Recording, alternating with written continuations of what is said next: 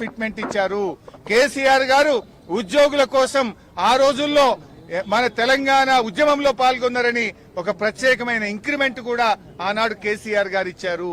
రేవంత్ రెడ్డి 3 ఏళ్ల పాలనలో ఉద్యోగులకు చేసింది ఏం లేదు, గుండు సున్నా తప్ప.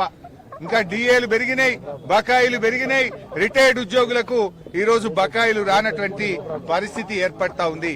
అందువల్ల మేము ఈ పాలిటెక్నిక్ విషయంలో డెఫినెట్ గా వారికి న్యాయం జరిగేదాకా బీఆర్ఎస్ వారికి అండగా ఉంటది.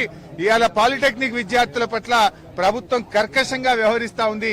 దానికి తగిన మూల్యం చెల్లించాల్సి వస్తుందని హెచ్చరిస్తూ రాహుల్ గాంధీ గారు వెంటనే జోక్యం చేసుకోవాలని, ఇక్కడికి రండి, మీరు ఈ విద్యార్థులతో మాట్లాడండి. ఆనాడు నిరుద్యోగులకు ఇచ్చిన హామీలు ఏమైందో ఒకసారి రివ్యూ చేయాలని కోరుతా ఉన్నాం. లేదంటే వేలాది మంది పాలిటెక్నిక్ విద్యార్థులు ఢిల్లీ కదం దొక్కుతారు, ఏఐసిసి కార్యాలయాన్ని ముట్టడిస్తారు అని చెప్పి కూడా ఈ సందర్భంగా హెచ్చరిస్తా ఉన్నాం. రేపు 7వ తేదీ నుంచి అసెంబ్లీ సమావేశాలు స్టార్ట్ అవుతున్నాయి. ఎన్ని రోజులు ఆపుతావు?